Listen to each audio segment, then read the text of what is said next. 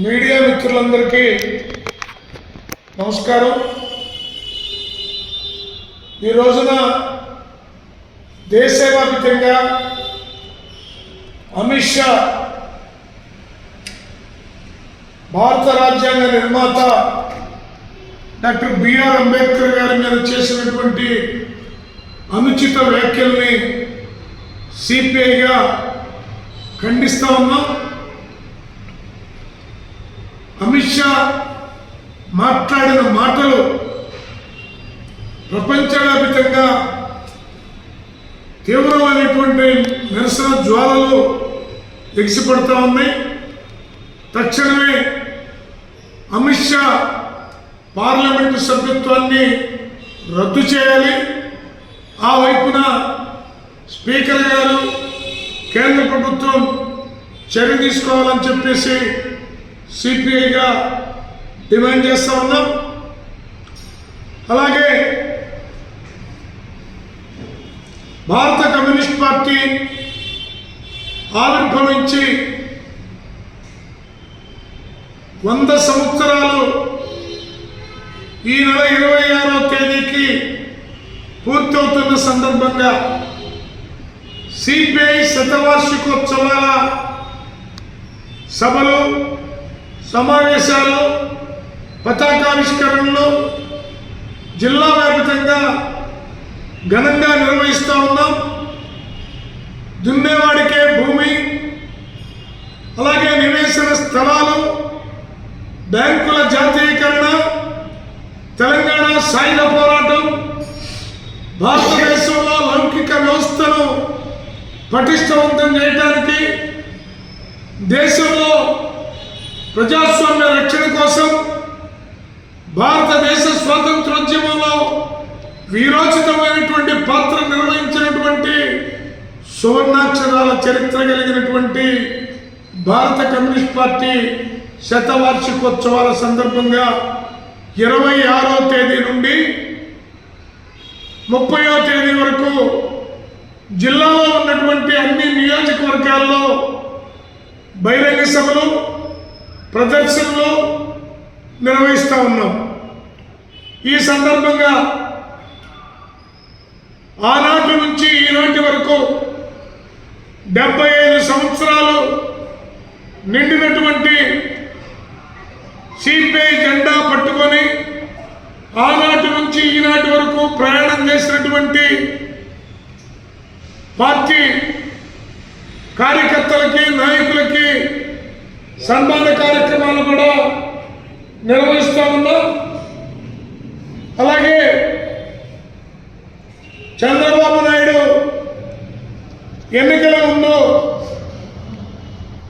గ్రామాల్లో 2 సెంట్లు భూమి, గ్రామాల్లో 3 సెంట్లు భూమి, పట్టణాల్లో 2 సెంట్లు భూమి నివేశన స్థలాలు ఇచ్చి తర్వాత ఇల్లు కట్టుకోవడానికి 4 లక్షల రూపాయలు ఆర్థిక సహాయం చేస్తామని తెలియజేయటం అనేది జరిగింది. ఈ సందర్భంగా ఇప్పటికి అధికారంలోకి వచ్చి 6 నెలలు పూర్తయి 7వ నెల జరుగుతుంది. దాని వైపున ఇంకా ప్రాసెస్ పూర్తి కాలేదు. అందుకని తక్షణమే 2 సెంట్లు భూమి పట్టణాల్లో, గ్రామాల్లో 3 సెంట్లు భూమి ఇవ్వాలని సిపిఐ పోరాట కార్యక్రమాన్ని ఇప్పటికే ప్రారంభించింది. వాళ్ళకి లబ్ధిదారులకి సమకూర్చే వరకు కూడా పోరాడతామని చెప్పి, ఇదేమి మేము కొత్తగా పెడుతున్నటువంటి డిమాండ్ కాదు, ఎన్నికల్లో ప్రజల ఓట్లు పొందటానికి మీరు చేసిన వాగ్దానం నెరవేర్చుకోమని ఈ సందర్భంగా డిమాండ్ చేస్తూ ఉన్నాం. అలాగే విద్యుత్ ఛార్జీలు జగన్మోహన్ రెడ్డి టైంలో అమిత్ షా ఆదేశంతో రాష్ట్రంలో విద్యుత్ ఛార్జీలు పెంచితే సిపిఐ నాయకత్వంలో భారీ ఎత్తున ఆందోళన కార్యక్రమాల్ని నిర్వహిస్తే ఆ కార్యక్రమాల్లో టీడీపీ కార్యకర్తలు నాయకులు అందరూ పాల్గొని మమ్మల్ని గెలిపించండి,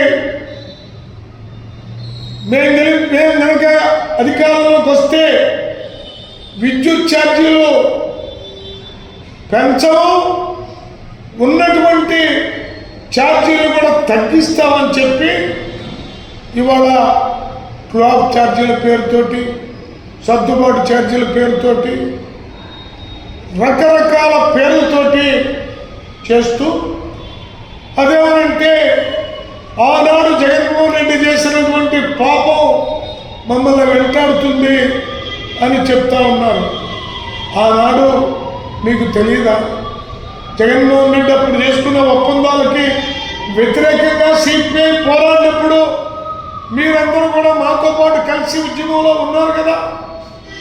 తెలిసి ప్రజల్ని వంచడం చంద్రబాబు నాయుడికి తగదని ఈ సందర్భంగా హెచ్చరిస్తూ ఉన్నాం. అలాగే ఈ విద్యుత్ ఛార్జీల విషయంలో చూస్తూ ఉంటే ఇది ప్రతి నెల పెరుగుతూ పోతూ ఉండి ఒక్కొక్క చోట అయితే 2000 వచ్చే వాళ్ళకి 5000 వస్తూ ఉంది, 500 వచ్చే వాళ్ళకి 3000 వస్తూ ఉంది. ఇది ఇంటి అద్దె కంటే కరెంటు ఛార్జీలు ఎక్కువ వస్తూ ఉన్నాయి. మరొక ప్రధానమైనటువంటి చంద్రబాబు నాయుడు మోసపూరితమైనటువంటి వైఖరి, అదాని దేశవ్యాప్తంగా అమెరికా కోర్టులో ప్రపంచవ్యాప్తంగా భ్రష్టు పట్టినటువంటి అదాని అమెరికాలో కేసు బుక్ అయితే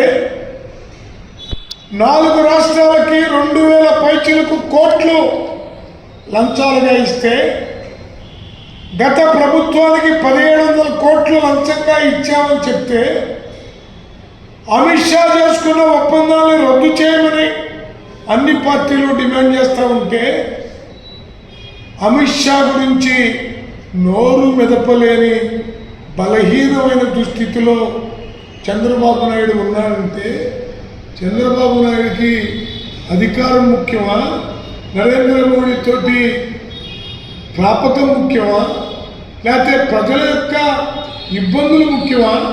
మీరు అసలు ఎవరి కోసం అధికారంలో ఉన్నారు? ప్రజలకు సేవ చేయటానిక, మోడీకి తొత్తులుగా, అదానికి అంబానీకి తొత్తులుగా ఉంటారనుకున్నారా అని తెలియజేస్తూ చంద్రబాబు నాయుడు గారిని ఒక్కటే డిమాండ్ చేస్తూ ఉన్నాం. తక్షణమే అదాని వైఖరి పైన మీ వైఖరి స్పష్టం చేయాలి, విద్యుత్ ఛార్జీల్ని ఉపసంహరించాలి. లేకపోతే గతంలోనూ అధికారంలో ఉమ్మడి రాష్ట్రంలో ఉన్నప్పుడు జరిగిన ఉద్యమాన్ని ఒక్కసారి గుర్తు చేసుకోమని హెచ్చరిస్తూ ఉన్నారు. అలాగే నరేంద్ర మోడీ కుట్రపూరితంగా దేశంలో ఒకే పార్టీ, ఒకే ఎన్నిక, ఒకే పాలన, ఒకే మతం ఉండాలనేటటువంటి దుర్బుద్ధితోటి పైశాచికంగా జమిలీ ఎన్నికల్ని ముందుకు తీసుకొని వచ్చారు. ఈ జమిలీ ఎన్నికలు చంద్రబాబుకి నష్టమే, జగన్మోహన్ రెడ్డికి నష్టమే.